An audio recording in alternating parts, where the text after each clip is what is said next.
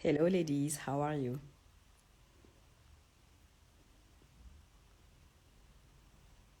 Let's talk about femininity.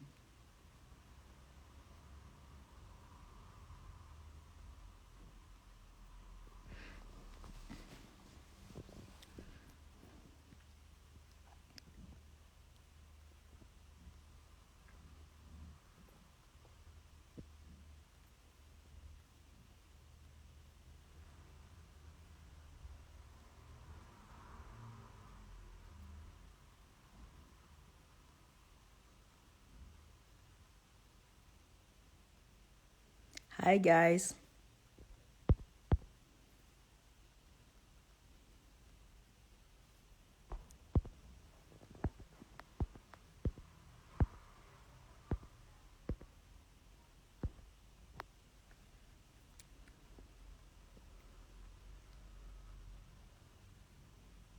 How are you? Where are you from?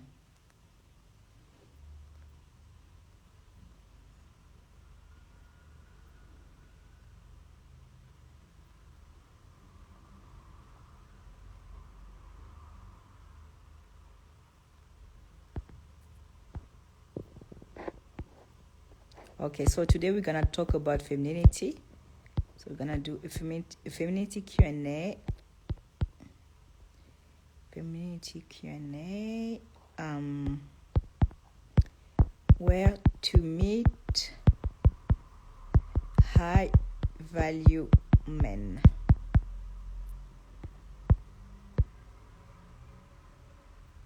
And I'm gonna pin it. Okay. So I decided to talk about where to meet high value men because many of you struggle with that. I made a poll yesterday, I believe, and many of you voted for that. So, yeah. So, where to meet high value men? What you can do already is that you might need to relocate. Like, if right now you don't live in a wealthy environment, a wealthy area, neighborhood, you're gonna have to relocate. And I know it might sound extreme, right, when you think about relocating because you want a partner, but you need to know that this is how it works. Men date women who are part of their environment. This is why when you walk around and you see you know two rich people dating one another, you start to think, yeah, he's with her because she has money too. That's not true. He's with her because she was part of her environment, and yes, of course, she managed to be in his environment because she had the money. But you can find roommates. I know that it's not ideal, and most people prefer to live alone. But I think that you need to, yeah, you need to put in the work. And if you have to have roommates for your strategy to work, then you're gonna have roommate, and it's just temporary. And you can think, yeah, but even with roommates, I'm gonna pay a rent way more expensive, and it makes sense, right? But you need to see this as an investment. Let's say now, if you live downtown where rich people live, you're gonna pay, I don't know, 1,000 instead of 500. Well, that's an investment anyway, and it's gonna be for a short period of time, because when you're gonna meet that guy, you will have nothing to pay, and in a year or two you're gonna be engaged and then married, and then you're gonna live together. So you're gonna pay that amount, that expensive rent, for just a year or two, but that's an investment, because once you are married, it won't matter anymore, and you can still make more money. And I also think that's going to be easier for you attract attract great opportunity when you live in a wealthy area, because you're going to make friends who have money. And when you're around people with money, when you're with people who have money, while you tend to observe them, and then you tend to have ideas on how to make money yourself. So you see, it's just a win-win situation for you. And and yeah, so yeah, I want you to see that as an investment. And also, you can keep the job that you currently have, and you can have small gigs on top of on top of your current job right now. So if you move in the sorry, my eye is yeah, my eye is dry. If you move in a wealthy environment, then you can start, doing some nanny gigs on the weekend, or help, older people. And older people, they have grandsons and all of that. So you see, it's gonna be great for you to increase your network, because you need to know that half of your success will come from your network. Okay, so if right now you are struggling, even though you think that, and you know that you have been working on your hard skills and soft skills, but if you are struggling right now, it might be because of your network. And this is an issue that many people in the middle class and lower class have. It's like their network isn't rich enough. Well, they know people, but it's not the people who help them achieve their goals. So you see, you might need to work on that. And also, that investment can also be in the courses that you take. You see, if right now you are struggling with femininity, your body confidence, and by the way, the replay of my body confidence webinar is still available, and it's almost gone. Like, you have 2 days left to watch it. And those of you who are part of my mailing list, you received the link already. So make sure to check your inbox and your spam folder or promotion folder if you can't find it. But yeah.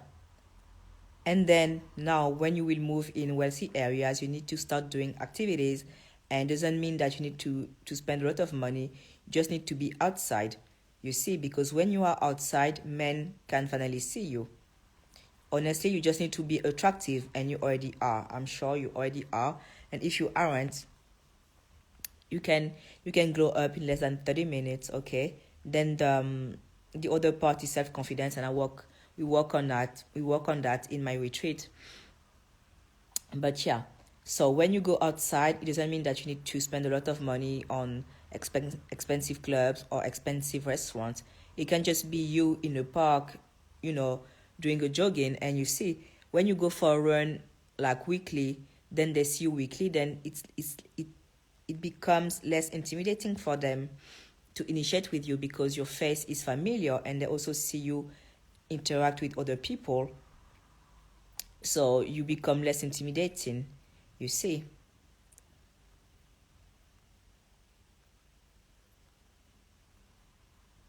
You need to understand that the biggest fear of men is rejection. You see, it's them being seen, being rejected in front of others. But when they see that you are friendly and all of that, and you have ways to make yourself look friendly, and I talk about it in my book, actually, How to Bag a High Caliber Man in 12 weeks. But yeah, when you make yourself look friendly, they are less afraid to approach you.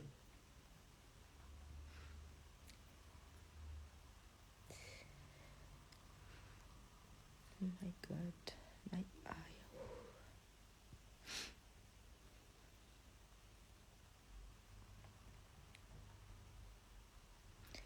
And also, you can do activities, other kind of activities, like I don't know if it's the same thing everywhere in the world, but I know that here in France, your town hall tends to organize, activities for the people who live in the city. And usually those activities are cheaper when it's with the town hall. So I highly suggest joining and checking out if you have the same system in your city.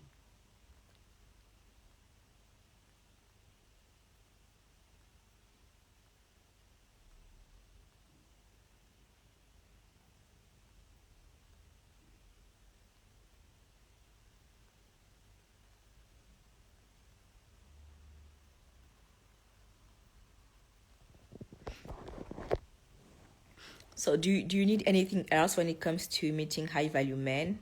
Is there any strategy that you want me to share?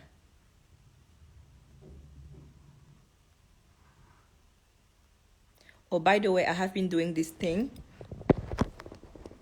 I don't know if you can see my flowers. No, you can't. What? Oh yeah, hang on.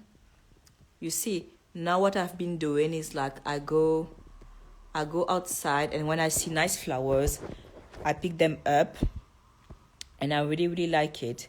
And I know that some of you want to have more flowers in your house, but you can't afford it. And honestly, it doesn't have to cost much. Like those ones, I have them for free, and I'm actually like wondering if I will buy flowers from the flower shop again, now that I have that idea of grabbing the flowers that I see outside, because it makes the house look really beautiful. Well, maybe in winter I will have to buy flowers from shops, but so far, like, at least for now, I don't think that I will do it, because I see nice trees with nice flowers all the time. Now that it's like it looks like spring now. So you have a lot of flowers. So yeah, I gladly encourage you to do the same thing, because it's gonna make your house look immediately feminine. Like when I wake up, this is the first thing that I look at, and it makes me feel good. And I don't know why. Like, looks like nature has some incredible power. But yeah, I need to do my nails. By the way, they are. Yeah, sorry, I need to do my nails. This is Sunday. I'm gonna do my nails after this call.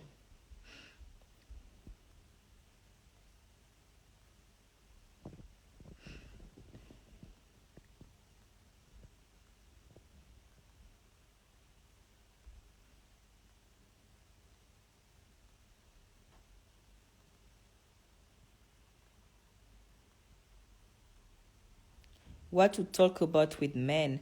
That's the thing that I always say. Like, don't focus too much on what to tell him. Okay, focus on you being present. He's the one who needs to worry about keeping the interaction excited, because he's the one seducing you.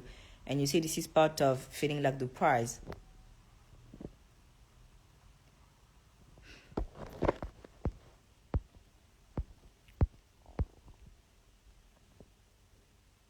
So I have another question that says, how to get a guy to approach? Well, you look good, and I also want you to understand that you should, I don't know if you have a guy in mind in particular, or you ask in general how to get more approached. But if you have a guy in your mind that you want, and you want him to approach, I want you to let him go, because it doesn't work like that. The universe doesn't work like that. And when you want a specific guy to initiate with you, to approach you, and all of that, it means that you aren't really relinquishing control. So you need to release that need of having that specific guy to initiate with you. Okay, because what you're looking for is a specific energy, not a specific guy. So basically, that guy that you're gonna date, and that's gonna be the right for you, he technically doesn't look like anything. Like, it's just an idea, you see. So don't focus on the person, focus on the energy. And you can't be willing to have that specific guy that you have in mind to initiate, because just because he doesn't initiate, it means that he's not for you. Okay, because the guy who is for you will initiate, and he will initiate when you are doing your thing, and you are not even paying attention to him. This is how it works. He sees you first anyway. And I know that many women don't believe that. They think they need to, sit next to him. They think that they need to sit they think, sorry, that they need to sit next to him and do crazy things to be noticed, but they have two eyes just like you. So if you are in their room, they know already if you are the real type or not. Then maybe they find you attractive and they don't dare to approach you. That can happen as well. And usually it's because they don't have what it takes. So if you are extremely beautiful and all of that, and you feel like, yeah, he's looking at me, but he doesn't initiate, it's certainly because he knows that he doesn't have what it takes to be with a woman like you. Okay? Don't worry, you won't miss a great guy. You will never miss a guy who is supposed to be for you, because at the end of the day, when you get into a relationship, it's for you to learn a life lesson. So you see, don't worry, you won't skip the life lessons that you are supposed to learn, and we learn those life lessons through the connections that we make. So Don't worry about that. You're gonna have the life lesson that you need to have in this lifetime. And it won't be the way you envision, and it won't be with the guy that you have in mind. Okay, so this is really like the lesson that I learned over the past 3 years. Like, you think you can control things, but that's not true at all. That's the ego that thinks that he needs to be in control. But the more you rest in your feminine energy, and the more you understand how energies work, the less you want to control things, because you know that you are supposed to surrender to life, not try to control things. And the more you surrender, the more beautiful you start to, the more beautiful your experience become, and you start to meet amazing people and all of that. So yeah, this is something that I talk about a lot actually in my Patreon for women who are already committed, or when I coach you like privately, we talk about you being able to surrender. Many women will consume my content and think, this is enough. I don't need to pay for personalized coaching, but that's untrue. And this is a realization that I got lately. Like, I used to think that only, hard skills matters, but that's not true. Okay? Actually, hard skills are easier to master than soft skills. And by soft skills, I include your relationship skills. Because you see, we are emotional creatures, and our emotions fluctuate. And when you still deal with anxious attachment, it comes and go, and all of that. So you see, if you didn't develop those strong skills, your relationship skills, you're gonna struggle. Whereas with your finances, it's easy, because once you have the money, once you land, that job that you want to land, and you learn how to negotiate a salary, then it's easy, because you're gonna keep the same script all the time, right? It's gonna be easy for you to negotiate your salary once you have the skills. And same for your finances when it comes to your investment portfolio. Like, you automate everything. You put 500 or 1,000 in your investment account, and then the money goes there every month. You don't have much to do, and you know the basics of finance. So, like, you just need to know the basics of finance to be successful, and then you wait for 10, 20 years and you're good, right? But when it comes to relationships, it's a lot harder, because you have your own emotions, and you have the emotions of the other partners, and the challenges that life throws at you, and all of that. So yeah, you need to develop that character that you need to be able to overcome that. And there are some things that you do unconsciously, subconsciously, this is the term. There are some things that you do subconsciously, and it's only by working with a therapist or a coach that you will be able to know why you are acting the way you are acting, why you repeat the same pattern and all of that, why you always go for the same type of man, why you always invest in the same type of man, why you always making the same mistakes and all of that. Only a professional will be able to help you. So if you are like considering getting a coach, I highly suggest doing it, because you have nothing to lose. You will never get worse than what you are currently feeling anyway. Every time I hire a coach for myself in areas that I need, like, I make amazing progress. So if there are some areas in your life, let's say you struggle with time management, and there is an amazing coach that you follow on social media.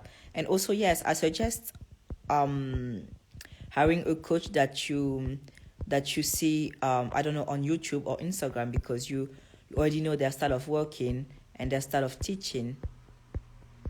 Like, some coaches sometimes approach me for me to hire them, and I just can't hire someone if I don't see, like, if I'm not used to their content and I'm not used to their style of teaching.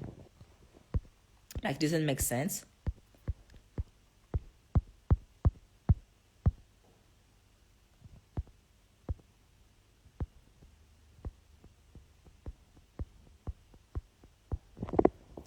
So yeah, feel free to ask me anything.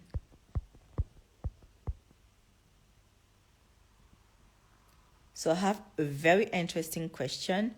So for you, what is the main characteristic of femininity? Oh, you have many. You have, first of all, I always say that body confidence is the foundation, because if you don't find yourself attractive, you won't be able to work on the other layers.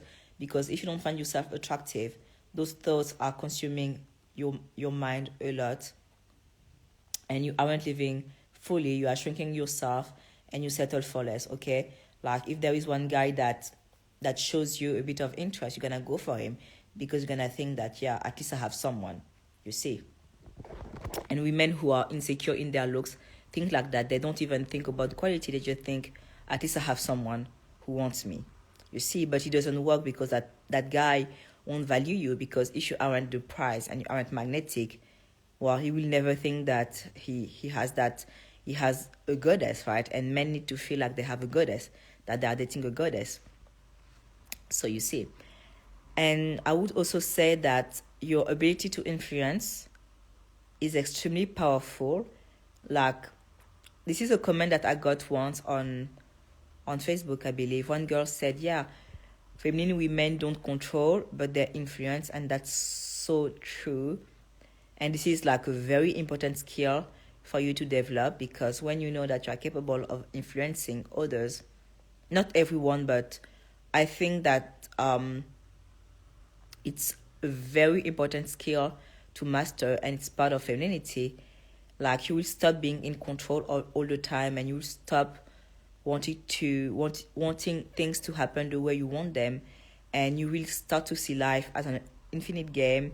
And like, this is really the stage where I want all of you to be at, because if you can get to that level of self control, but also inner trust and of patience, life will unfold to you in beautiful ways, and it's gonna deliver to you and spoil you in ways that you have never seen before.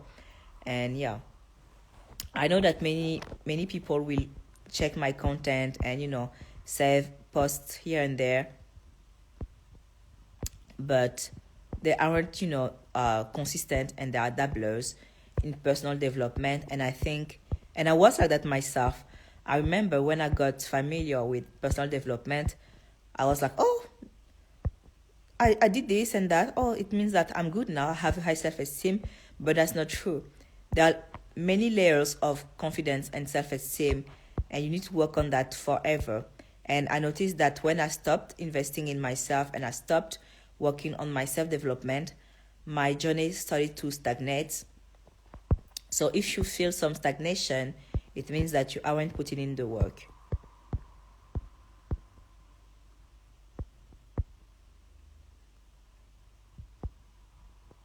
Shari says, I do think I'm the prize though.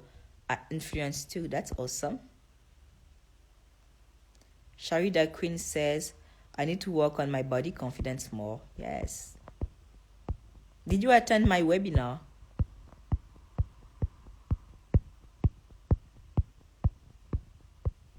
And also, when you say that you think that you are the prize, it might be with the men you don't like too much. Maybe right now you think about men you don't like too much, but when you are in front of your real type, you still think that you are the prize.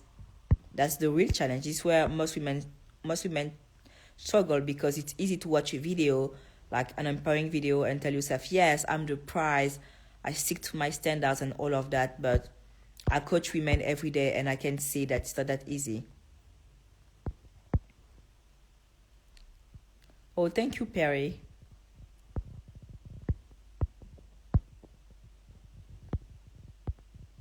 I'm gonna put this live on YouTube. Sorry, I'm gonna put it, and it's gonna be live tomorrow, so that if you missed the beginning, you can still watch it. My real type, I started out feeling less, but I've been working on myself. That's awesome. And yes, until you heal, your real type will trigger your anxious attachment.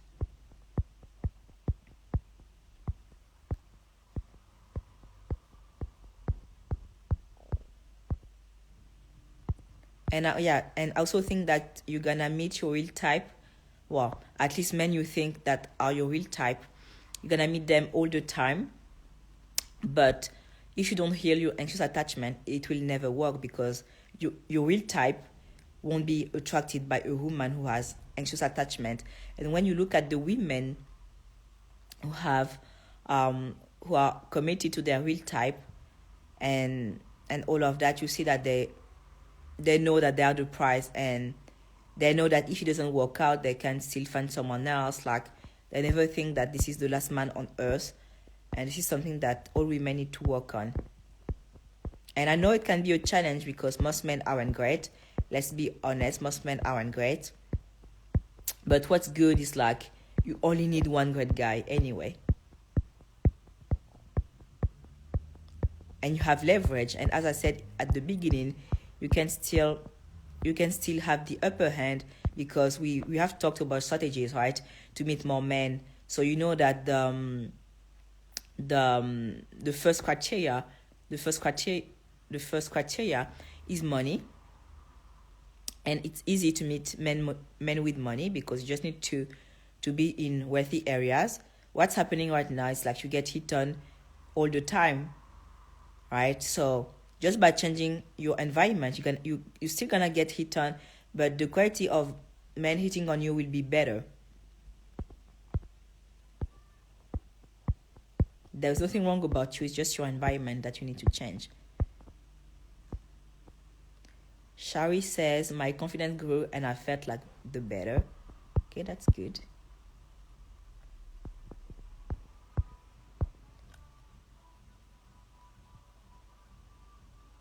Shari says, that's true. You have leverage when you rest in your confidence and don't overthink so much. Yes, and this is something that I talk about a lot.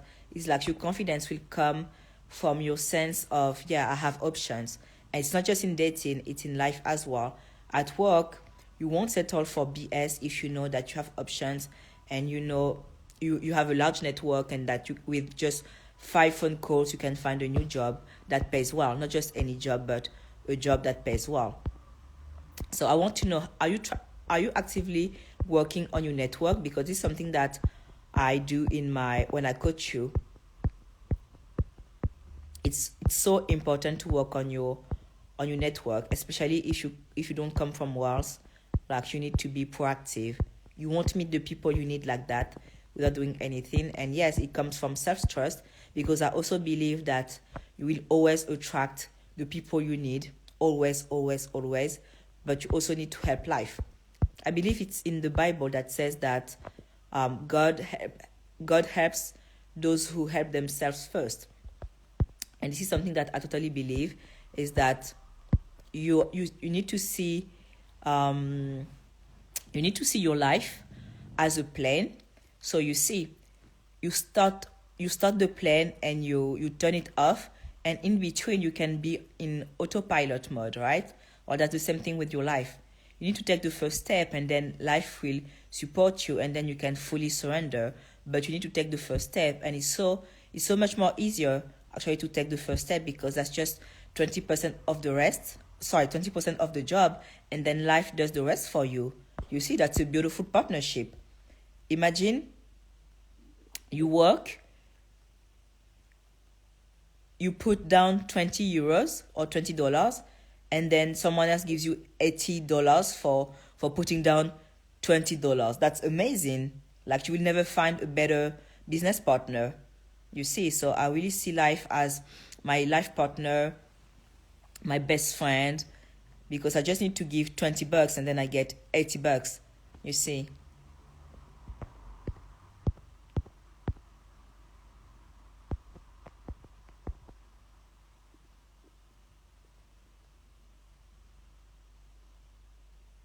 So, I have one comment here.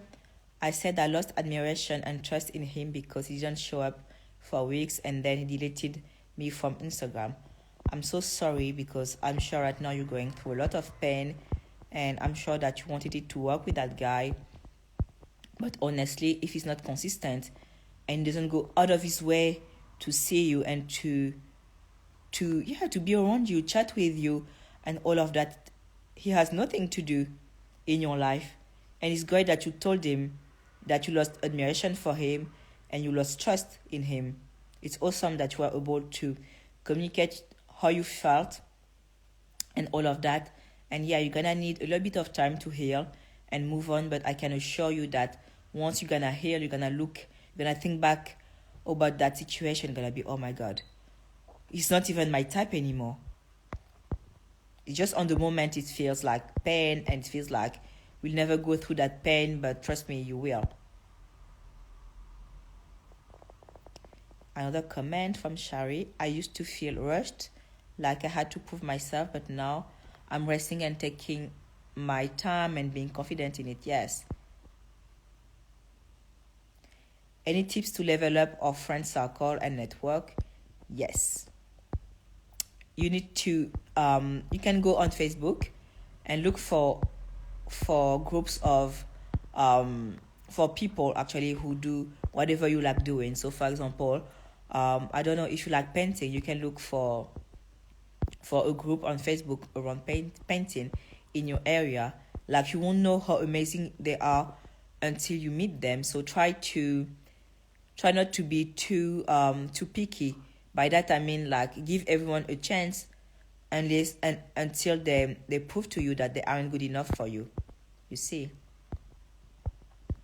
And this is a mistake that I was making. Like, when I had my spiritual awakening, I absolutely wanted to hang out with people who were as spiritual as me only. But now I'm like, it doesn't matter at all. Like, I don't need everyone to be spiritual like me.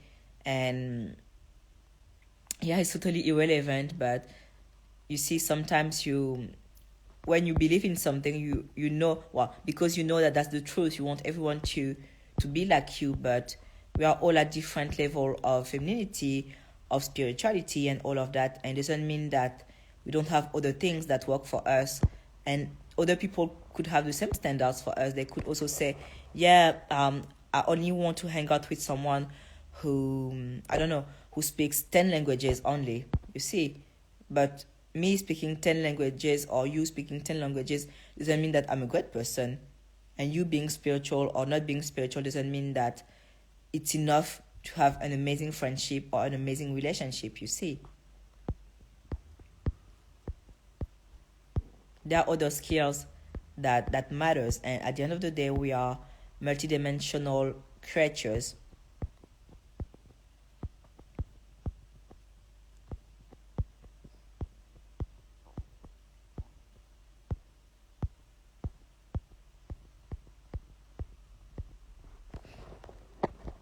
And by the way, the other day I was watching a video of Neil Patel. I don't know if you know him, but he's the founder of Crazy Egg and many societies in tech, many companies in tech. And you can see that life has been rewarding him a lot. Like, it's because he's a giver, so he produces a lot of videos on social media, and sometimes I leave comments to ask him, questions about my business, because sometimes I'm stuck, and he answers all of them. Like, he runs like multi-million businesses, and he still take the time to answer my questions, which is insane. And the other day he was saying that he gives a lot of money to charity and all of that, and it's important for him to make the world a better place and all of that. And he says that his business will grow by 60% this year, which is crazy when you look at the inflation that is happening and all of that. But he's still seeing a lot of growth, and it comes because he gives, you see. And this is important for me, and this is a lesson that I have learned thanks to spirituality, because I used to be cheap and clingy, and I had cheap with my money, and I used to be like, to have anxiety when it was time to spend it, because like I had money wounds, and I still have money wounds, and I'm working on them. But it got better. Like, I know that in the past, just like, for example, I would be okay if you tell me, like, yeah, Eunice, let's have I don't know, let's go to the movies, and I would know that, okay, I'm gonna pay $10 for the movies. But then after that, if you told me, okay, let's grab an ice cream, because the ice cream wasn't planned, even though it was like a $2 ice cream, I would have anxiety because of it. And now, like, I heal that part of me. It's still not perfect, and I still have money wounds to work on, but it got so much better. And I know where it comes from, and I actually think that I have money wounds since my past life. Like, I got some personal experiences that made me understand that the money wounds that I have today are something that I inherited from my past life, and I'm here on earth again to solve it and heal that part of me. And yeah, so if you are like me and you struggle with money wounds, well, it depends. For some people, like, when they struggle with money wounds, it can be because they are cheap, but also the opposite. When you overspend, that's also part of having money wounds. It needs to be healthy.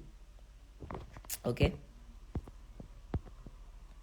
So for some people, they're gonna heal their money wounds. Well, they're gonna heal part of their money wounds by spending less. Like, if you tend to overspend, even if you make a lot of money, but then you don't have your investment portfolio set up, and you spend to impress others instead of because it makes sense to you and it's part of your money mindset and all of that, your money philosophy and all of that, then this is wounds as well.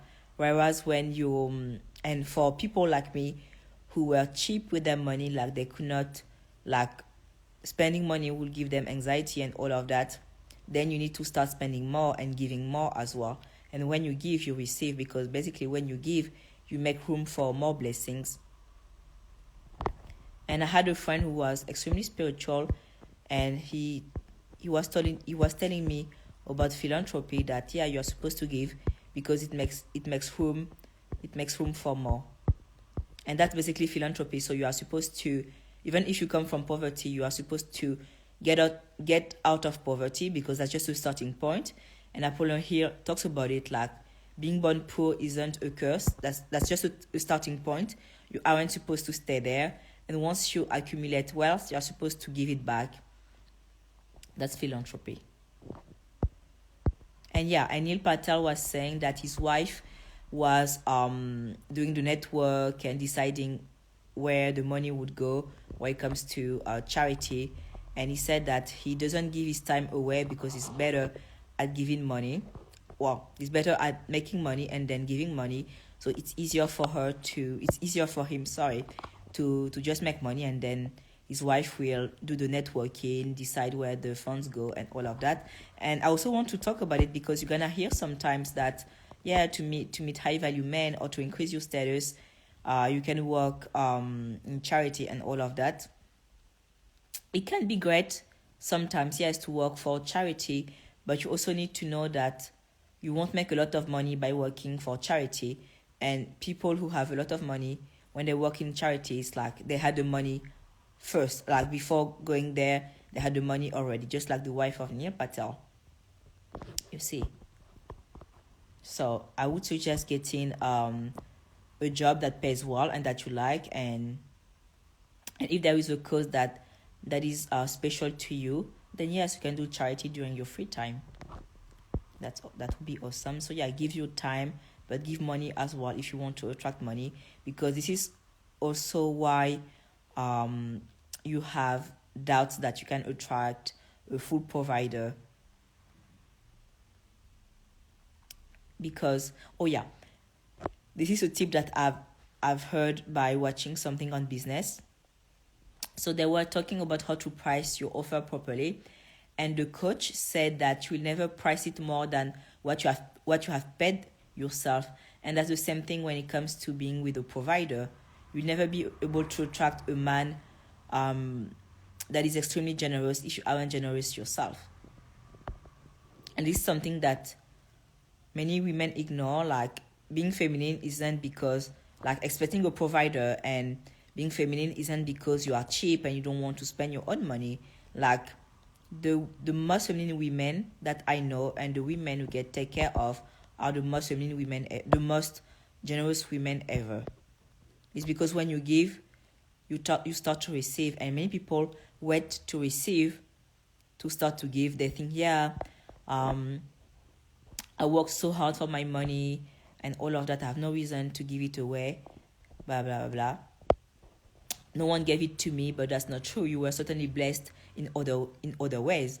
Maybe it's because your parents knew a lot of people, so it became easy for you to land a nice job. You see, maybe you had a teacher that made you believe that you were capable, you were smart, and all of that. So you had the confidence that you needed to study hard and all of that. So you see, this is you receiving as well. It doesn't need to be in the form that you envision.